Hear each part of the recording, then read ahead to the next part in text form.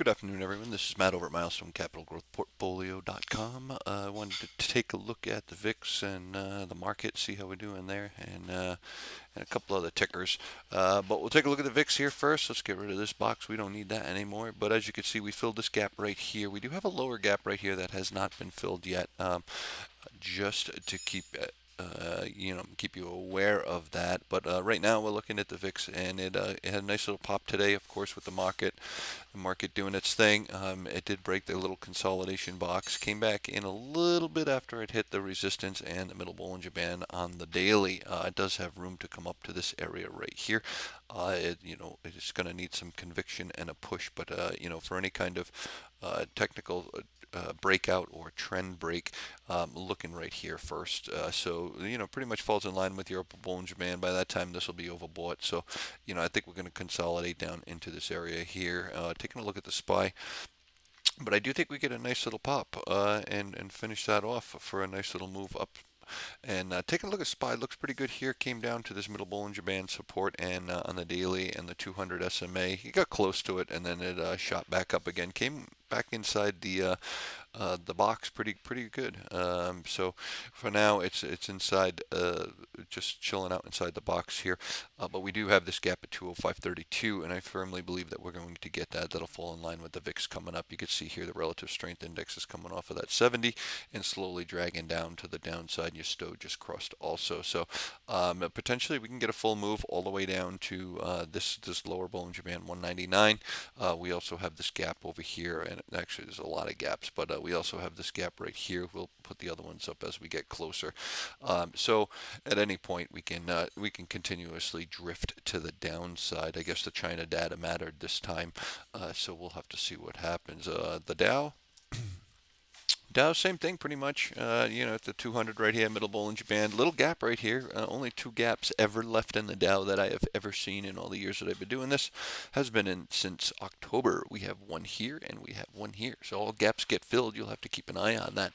But right now, this is the first gap that needs to be taken care of. Relative strength index is at 59, coming off a 70. STO just crossed the same exact shot. COMPQ, which is going to be your NASDAQ. Your NASDAQ came in, hit that top perfectly, and all this, we don't need these anymore. We already managed all that trade. And we have a beautiful gap that we're going to get over here. Let me just get rid of this one, sorry. Get this beautiful gap right here and at 4929. So we're going to get a nice little pullback down. That'll fall in line with Google and Apple and all those. We'll take a look at that too. Just a quick glance at IWM first before we get into Google and Apple. IWM pull back down also. It has that nice little trend pretty much in place right now. So if it breaks that trend, you're going to probably see it fall pretty hard, pretty fast. But that's, there's your short-term trend line right there. Here's your double bottom. So it's basically in a box trade right now, consolidation box, not doing anything either way. It did break out of it, and it's still acting as support right now. So as long as until we get back inside this box, then it could get pretty vicious and come down to this trend line. And the way the market's looking, it looks like we're going to get back into this box tomorrow and break this trend line tomorrow and go from there. That's a little more exact for the short-term trend line.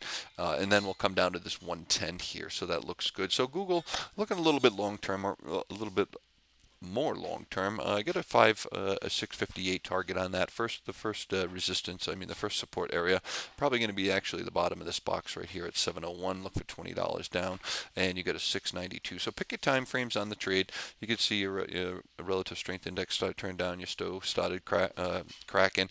Google L is the same way. You got that little bit of a gap in consolidation. Same exact chart. So if you want to play one, play the other. If you don't want to play any, then don't. And I want to look at Apple real quick. We have a little gap on Apple that I want to go get. And other than that, it should get it as long as it stays inside this pattern. Hit the middle 200 and came back down today pretty nicely. And we got the 114.63 sitting here for the gap. And that'll reset this really nicely, and it'll pop back up and stay in that nice uptrend also. So keep an eye out for Apple to do that. There's plenty others. tickers. Members, we did that. There's tons of tickers on the other video. All 15 that are on that all have done outstanding since we talked about that over the weekend during the webinar. So if you're not a member, make sure you join up. If you are a member, make sure you evaluate those for the next move and where they're going from there. All right, everyone, have yourself a fantastic afternoon. See you tomorrow in live chat.